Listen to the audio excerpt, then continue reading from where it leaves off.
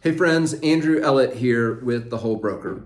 So in our previous video, we listed in part one the reasons that Wyoming is the most tax-friendly state in the country. But there were too many reasons to list just in one video.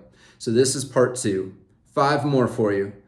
Number one, in Wyoming, there is no excise tax. So excise taxes, which are very common in other states, are taxes on things like alcohol, tobacco, gasoline, lottery tickets.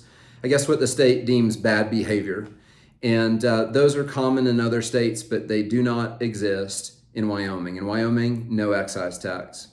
Number two, in Wyoming, there is no transaction tax. So this is a tax instituted by a state or a local government that requires you to pay a tax in order to complete the sale. And in some states, this tax can be as high as 7% of the total transaction price. That doesn't exist here in the great state of Wyoming. Third, in Wyoming, there is no tax on mineral ownership. Now, I know that this isn't for everybody, but if you own large tracts of land or considering purchasing as an investment large tracts of land with mineral rights, this is an important component of investing in any state.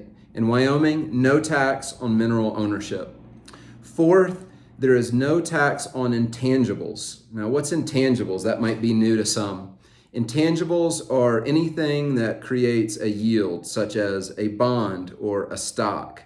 In some states, those yields are taxed, but in Wyoming, there is no tax on intangibles. And fifth, and this is big, Wyoming is the home of the Dynasty Trust. A Dynasty Trust shields your real estate from onerous taxes for up to 1,000 years by putting it in a vehicle that protects your family and beneficiaries from situations in which they may inherit a property, but they cannot afford to keep the property because of high property taxes or estate taxes. So a dynasty trust shields them from that for up to 1,000 years. So that's part two. And please stay tuned for more real estate and investment advice on the Whole Broker YouTube channel.